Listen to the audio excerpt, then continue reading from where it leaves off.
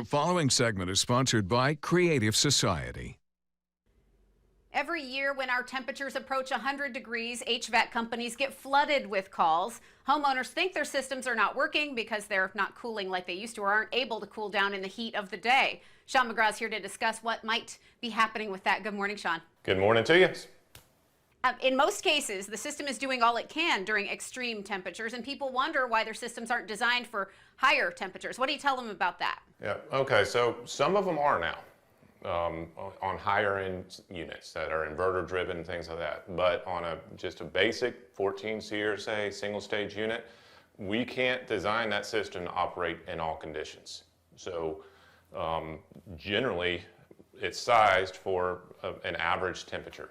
I think here we size them here for about 92 degrees on a load calc.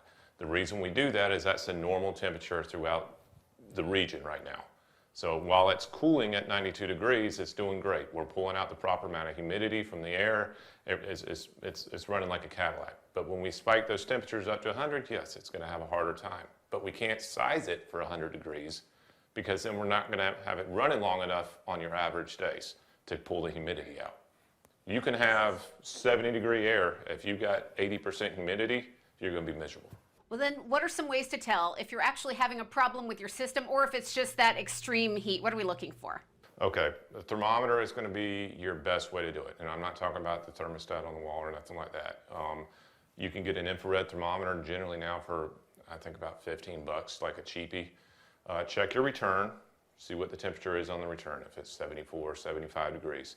Then go to your supply vents and start checking the supply vents where the air is blowing out. You should see at least a 15-degree differential between the two. And if you're hitting that, you're probably running about as good as you can run. Also, another thing to check in there is that every vent throughout the rooms, throughout your house, is blowing within a few degrees of each other. If you find one that's way off, by way off, I mean like a lot warmer, then you probably have a broke duct somewhere in there, and that could be an issue, or it is an issue. Good advice people can use. There are also some ways to keep our homes cooler when the AC just can't seem to keep up. So walk us through some of those ways to make the homes cooler. I know you want us to use ceiling fans, keep blinds closed, right? Yeah, absolutely. Make the room dark if you can, and close. When your daddy told you to close the door, you're letting all the air out. Yeah, I mean you are. So yeah, I mean keeping an eye on the traffic coming in and out, making sure you're not leaving the door open forever, waiting on the dogs to come in and stuff.